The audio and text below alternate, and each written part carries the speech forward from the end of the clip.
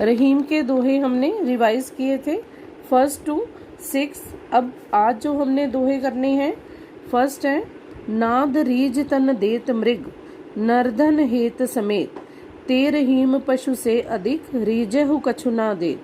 इसमें रहीम जी क्या कह रही हैं? नाद ध्वनि या स्वर, रीज शब्द का अर्थ है मोहित होना, आकर्षित होना, तन शरीर देह, देत दे देता है, मृग हिरण, हिरण जो है, मृग जो है वो ध्वनि के स्वर की तरफ आकर्षित होकर, मोहित होकर अपना शरीर जो है वह दे देता है। नरधन हेत समेत, नर मनुष्य, धन धन के लिए, हेत हेतु, समेत समस्त, कि नर जो है, मनुष्य जो है वो अपना समस्त जीवन धन के हेतु, धन के लिए व्यर्थ कर देता है।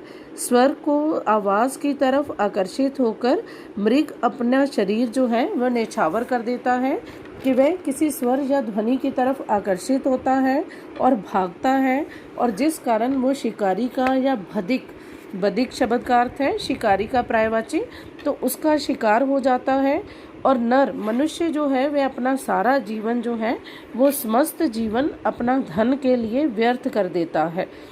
ते रहीम पशु से अधिक रीजहि कछ ना देत। अब रहीम जी कह रही हैं ते वह लोग, रहीम क्या कह रही हैं? पशु से भी अधिक निंदनीय हैं, पशु से भी अधिक निम्न हैं, जो किसी की पुकार सुनकर रीजहु, किसी पर रीझते नहीं, आकर्षित नहीं होते, किसी की दया की पुकार सुनकर उसे कुछ भी नहीं देते हैं। एक तरह से या इस दोहे द्वारा रहीम हमें क्या बताना चाहते हैं? उन लोगों के बारे में जो किसी के प्रति अपने मन में परोपकार का, दया का भाव जो है वह नहीं रखते हैं।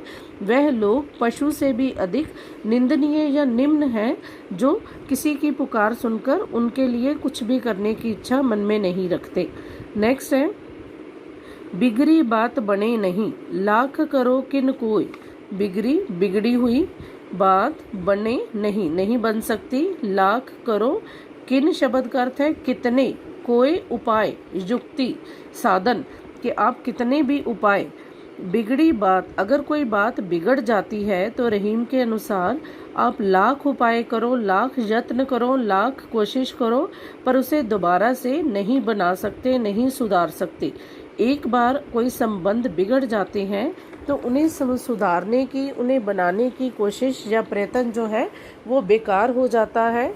रहीमन फाटे दूध को मथे न माखन होए। इसके लिए रहीम जी एक उदाहरण हमें दे रहे हैं कि जिस प्रकार फटे हुए दूध को, जब दूध खराब हो जाता है, जब दूध फट जाता है तो उसको कितना भी मथना, कि कितना भी उसको मथना चाहे, कितना भी हम मथे, पर उसमें से हम माखन नहीं निकाल सकते।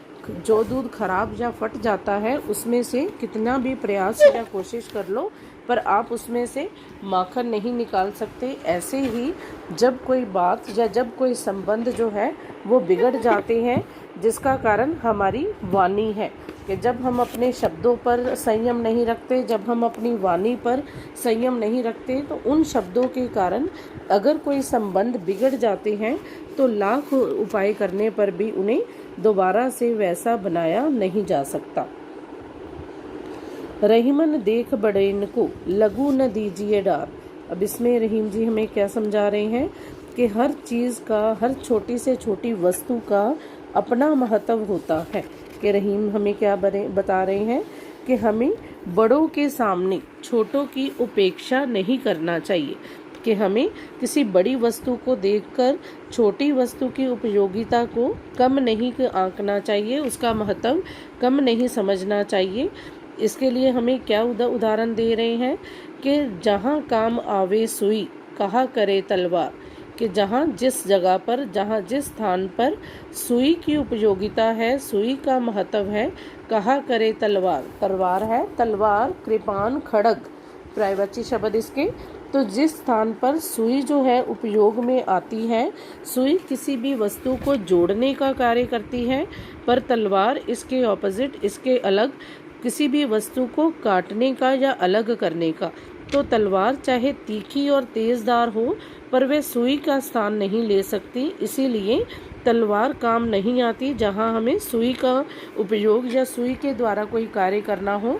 तो इसलिए हमें रहीम क्या समझा रहे हैं कि संसार में धन, पद या बल कि जिसके पास सुख साधन है, संपत्ति है, ऊंचे पद पर है या किसी बहुत अधिक ताकतवर है, तो उसको देखकर हमें छोटे को, कमज़ोर को या निम्न वर्ग को, किसी गरीब को नहीं छोड़ देना चाहिए। अगर हमारा संबंधी कोई निम्न वर्ग से संबंध रखता है तो केवल अमीर व्यक्ति को देखकर, बड़े व्यक्ति को देखकर उस छोटे या उस निम्न व्यक्ति को नहीं छोड़ देना चाहिए, क्योंकि हर व्यक्ति का अपना महत्व होता है।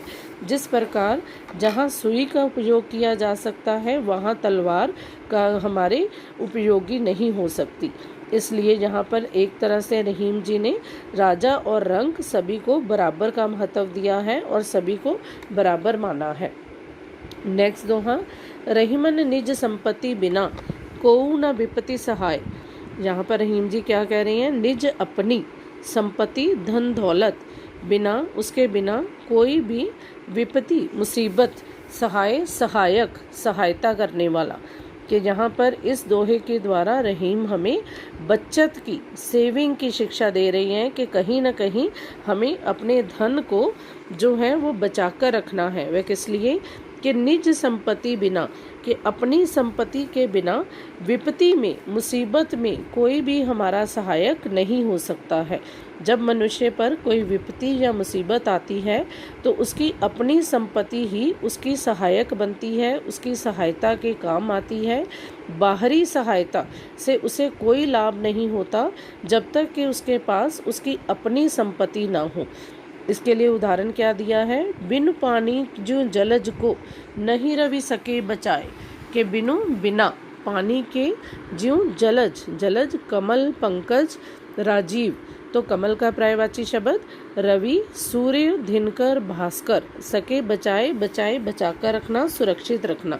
जिस प्रकार जल की जो भीतरी शक्ति पानी है, जल जो है वो पानी में अपना अस्तित्व बनाता है, वो पानी में जीवित रहता है, तो उसे सूर्य जो एक बाहरी शक्ति है, तो जब तक कमल के फूल के पास जल नहीं है, जब तक उसको जीवन प्राप्त करने के लिए, खिलने के लिए उसके पास पानी नहीं है, तो सूर्य भी उसको बचाकर या उसे सुरक्षित नहीं रख सकता। जिस प्रकार कमल का फूल पानी में ही अपना जीवन पाता है, उसका आधार केवल पानी है, पर पानी के बिना सूर्य भी कमल की रक्षा नहीं कर सकता। इस दोहे में रहीम ने अपनी संपत्ति का महत्व बताया है। लास्ट दोहा है, रहीमन पानी राखिए बिन पानी सब सून, पानी गए न उबरे मोती मानुष चून। यहाँ पर पानी शब्द जो है उसके 3 अर्थ दिए हैं कि पानी के बिना, सून शब्द का अर्थ है व्यर्थ, उबरे शब्द का अर्थ है उभरना या चमकना। तो इस दोहे के द्वारा रहीम मोती, मानुष और चून के द्वारा हमें पानी के महत्व को बता रहे हैं कि कवि क्या बता रहा है या रहीम हमें क्या बता रहे हैं कि पानी के बिना संसार सूना है, कि पानी के अभाव में व्यक्ति, मोती और चून जो है वो निरर्थक है, उनका कोई अर्थ नहीं है। कवि ने यहाँ, रहीम ने यहाँ पानी के लिए 3 अर्थ दिए हैं कि पानी के 3 अर्थ क्या हैं। मोती के संदर्भ में पानी का अर्थ है उसकी चमक, मनुष्य के लिए पानी का अर्थ है उसका सम्मान, आत्म सम्मान, और चून के लिए पानी का अर्थ है, चून का अर्थ है यहाँ पर सूखा आटा। तो इसमें पानी जो है वो सिंपल जल। तो रहीम जी क्या कह रहे हैं कि मोती में अगर चमक ना हो, मोती का अगर पानी ना हो, कि पानी चमक, उसकी चमक ना हो, तो बिना पानी के उसकी कीमत नहीं होती। तो उसकी चमक समाप्त हो जाने से उसकी कीमत समाप्त हो जाती है, और वह पानी गए ना उबरे, तो पानी के चमक उतर जाने के बाद वो किसी के लिए उपयोगी नहीं रहता। कोई भी व्यक्ति उसको उपयोग में लाना पसंद नहीं करता। मानुष शब्द का अर्थ है सम्मान। तो मनुष्य के लिए पानी उसके सम्मान के बराबर है, उसके सम्मान का प्रतीक है। अगर उसका सम्मान, उसका आत्म सम्मान नष्ट हो जाए तो उसे अपना जीवन व्यर्थ लगता है। ऐसे ही चून के लिए पानी का अर्थ है जल। चूने को या आटे को, सूखे आटे को जब पानी में भिगोया जाता है तभी वो उपयोग में लाया जा सकता है। पानी के साथ आटे को मिलाने के बाद ही वो खाने योग्य वस्तु बना सकता है। तो इसलिए इसके बिना कि जब तक पानी चूने में ना मिलाया जाए, आटे में ना मिलाया जाए, इसके बिना वे बेकार होता है। इसके द्वारा मनुष्य को रहीम क्या शिक्षा देना चाहते हैं कि मनुष्य को अपना सम्मान, मोती को चमक और चूने के लिए जल जैसे अनिवार्य है, ऐसे ही प्रत्येक वस्तु का महत्व होता है।